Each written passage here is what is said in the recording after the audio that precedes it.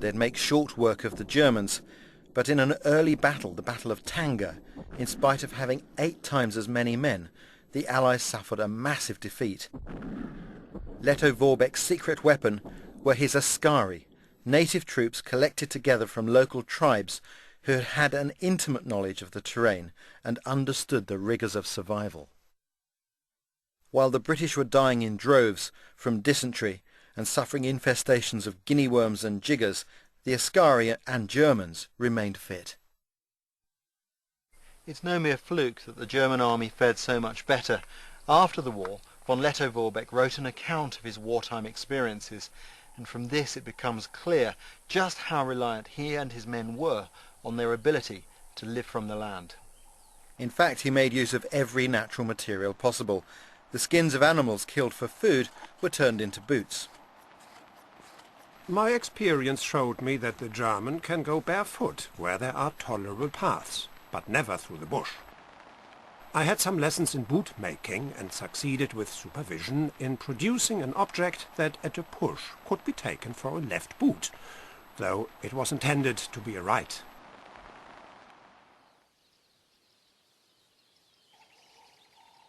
The Allies simply weren't used to living out in the woods and found it difficult enough to survive, let alone provide an effective fighting force. The Germans, taking their cue from the askari, quickly learnt that the bush was a rich food source. They used the muhogo root, which tasted like sweet potato, the pori nut with its rich and creamy flavour, and the umlenda leaf, which doubled as spinach. They also learned that these woods could double as a survival kit, if only you knew how. Understanding the potential of trees and plants is something that Leto Vorbeck found particularly fascinating.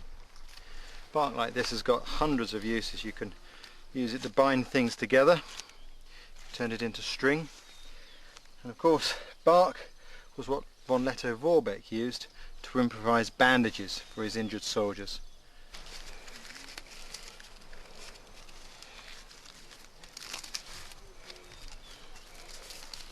Stringy bark became an essential part of Leto Vorbeck's first aid kit.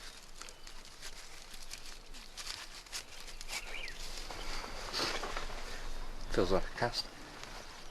Feels like a cast. Yeah, it's amazing. This bark, you know, it's very effective.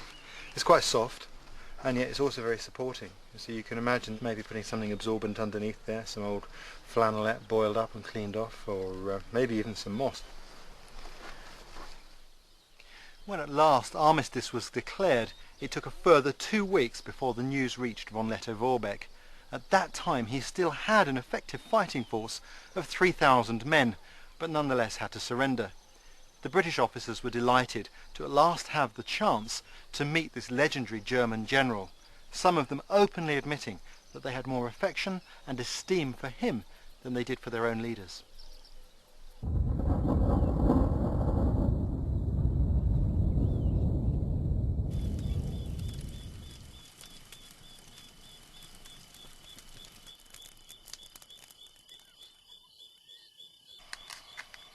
That evening, using my new griddle, I planned a treat for the crew.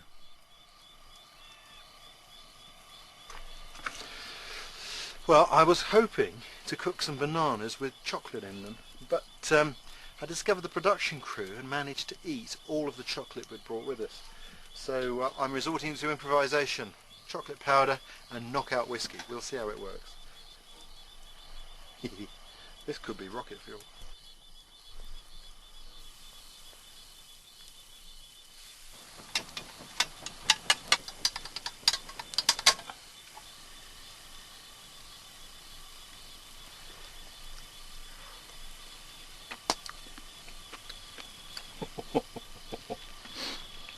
Oh, you'll only have to guess. You can only guess what these taste like.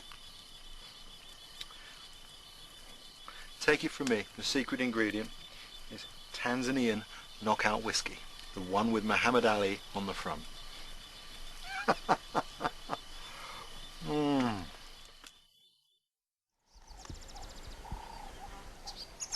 The Hadza live and breathe bushcraft, but of course they don't realise it. It's just the way they are. Understandably, for hunters, bows and arrows are central to their existence. Making them is an important everyday task. All the ingredients come from the bush. The glue is made by chewing a variety of different plant materials.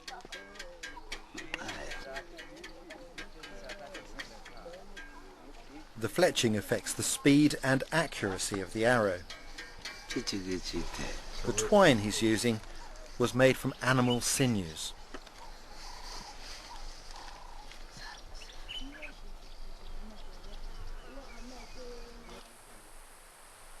The Hadza are real people of the bow. Even when they're not hunting, they love to shoot. This scene reminded me of paintings from medieval England. It resonates with our own bushcraft heritage. He's a very good shot.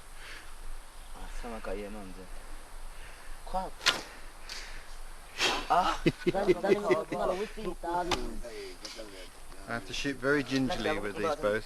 The last time I shot one of these, I broke it.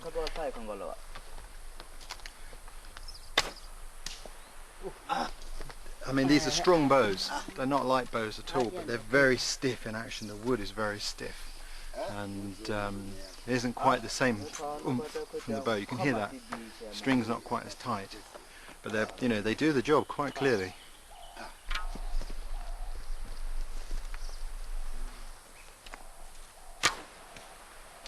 Everyone wanted to shoot Gudo's new bow.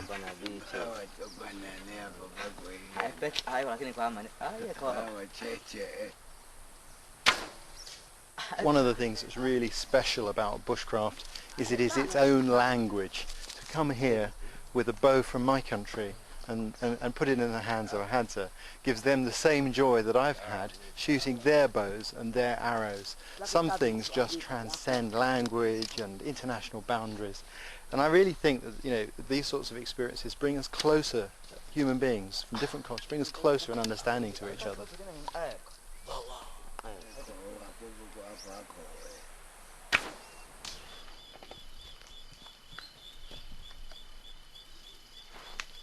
At nightfall, it was time once again to rig up my sleeping arrangements.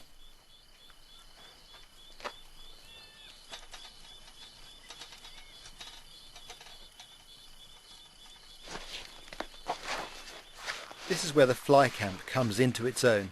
A couple of changes and my living room was instantly transformed into my bedroom.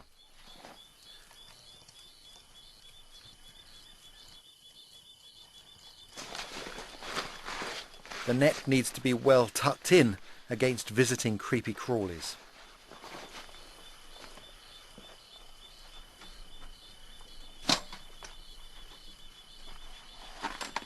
I really like the simplicity of this style of camping.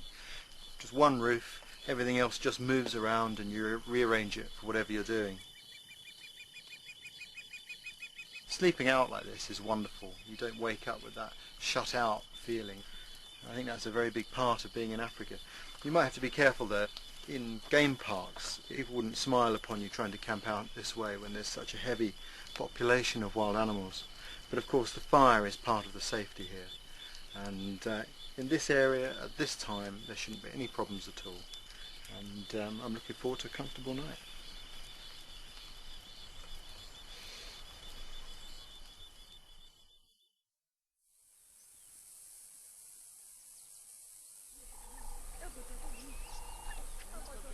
First light, and the Hadza women had invited me to see how they gather food from the bush.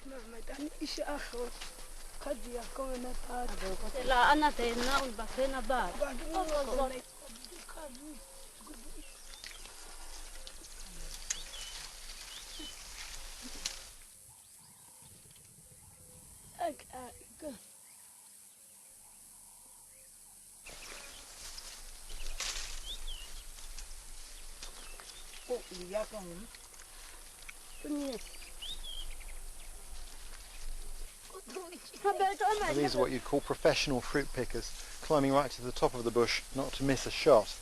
The berries they're collecting are these. The Hadza call them ndushibi, and